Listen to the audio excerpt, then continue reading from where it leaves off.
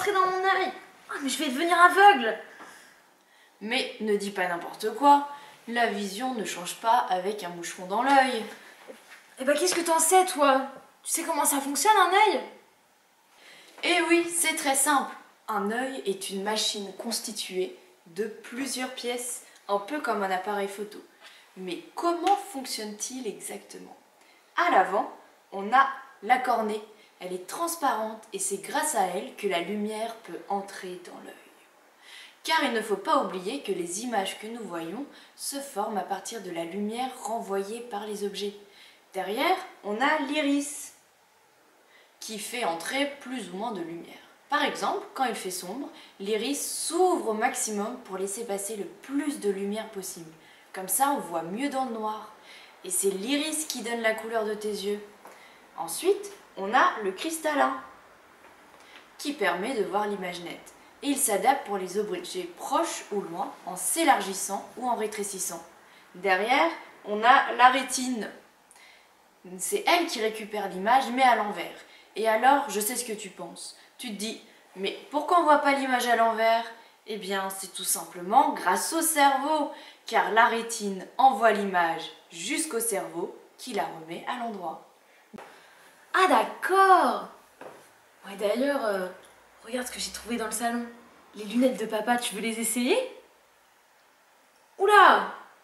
Je vois vraiment tout flou, mais qu'est-ce qui se passe? Il voit rien, papa, ou quoi? Comment ça se fait? C'est normal que tu vois flou. Les lunettes ne sont pas adaptées à ta vue, car les lunettes sont faites pour des personnes qui ont des troubles de la vision, comme les myopes et les hypermétropes. Les quoi? Les myopes et les hypermétropes. Tu te souviens ce que j'ai dit sur le cristallin? La partie de l'œil qui grossit ou rétrécit pour que tu puisses voir clairement de loin ou de près? Eh bien, chez certaines personnes, ils n'arrivent pas bien à s'adapter. Par exemple, si tu es myope, ça veut dire que tu vois bien que de près. Lorsque tu es trop loin d'un objet, le cristallin n'arrive pas à rétrécir suffisamment et donc l'image n'arrive pas nette sur la rétine. L'objet est flou. Dans ce cas-là, tu as besoin de lunettes avec des verres dits divergents. Pour les hypermétropes, c'est le contraire. Ils ne voient bien que de loin, car de près, le cristallin n'arrive pas à grossir suffisamment pour que l'image soit nette sur la rétine. Dans ce cas, ils doivent porter des lunettes avec des verres convergents. En fait, les lunettes remplacent le rôle du cristallin.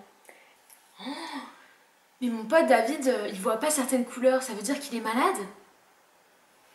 Non, bien sûr que non, il doit être daltonien. Daltonien, comme les Dalton dans Lucky Luke? Mais ça n'a aucun sens.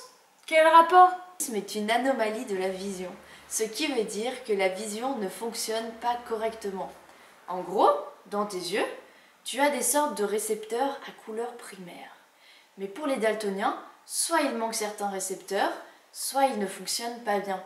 Par exemple, si le récepteur de la couleur rouge est abîmé, tu pourrais avoir du mal à différencier les couleurs contenant le rouge comme le orange et le jaune par exemple, qui se confondent presque. Oh, d'accord. Mais c'est contagieux, comment on sait si on est daltonien? Non, c'est pas du tout contagieux, c'est une maladie dite héréditaire.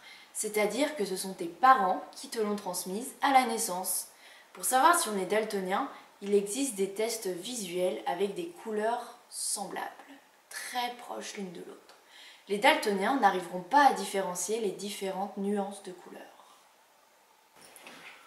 Waouh, c'est tout coloré et ça embrouille l'esprit. Un peu comme les illusions d'optique. Ah bah non, les illusions d'optique, c'est encore autre chose. Déjà, ça touche tout le monde. Et ça marche différemment. Tu te souviens quand j'ai dit que les images que tu vois sont des informations envoyées par tes yeux à ton cerveau?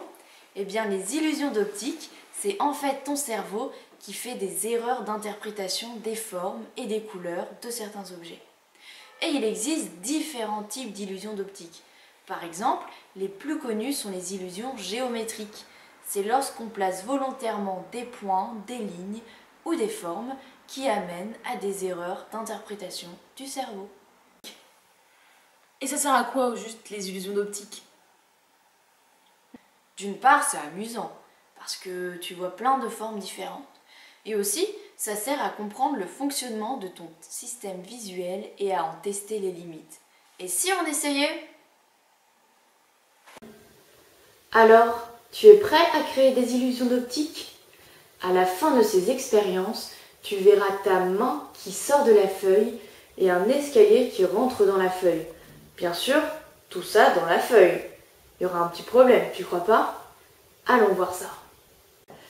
Donc, pour ces expériences, tu auras besoin d'une feuille, d'une règle, d'une gomme, d'un feutre et d'un crayon. Prêt ?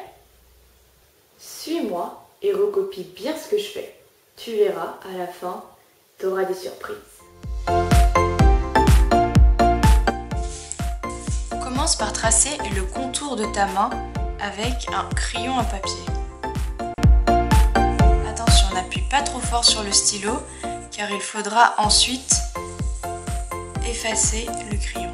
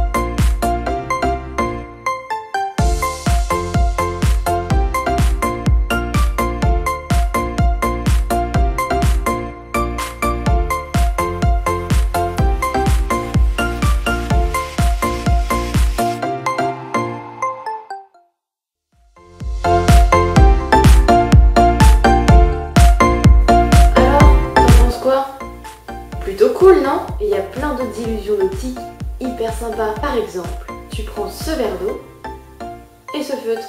Tu mets le feutre dans le verre d'eau et là, magie, on a l'impression que le feutre est cassé dedans ou tordu.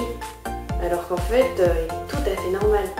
C'est là encore une illusion d'optique, une erreur d'interprétation de ton cerveau.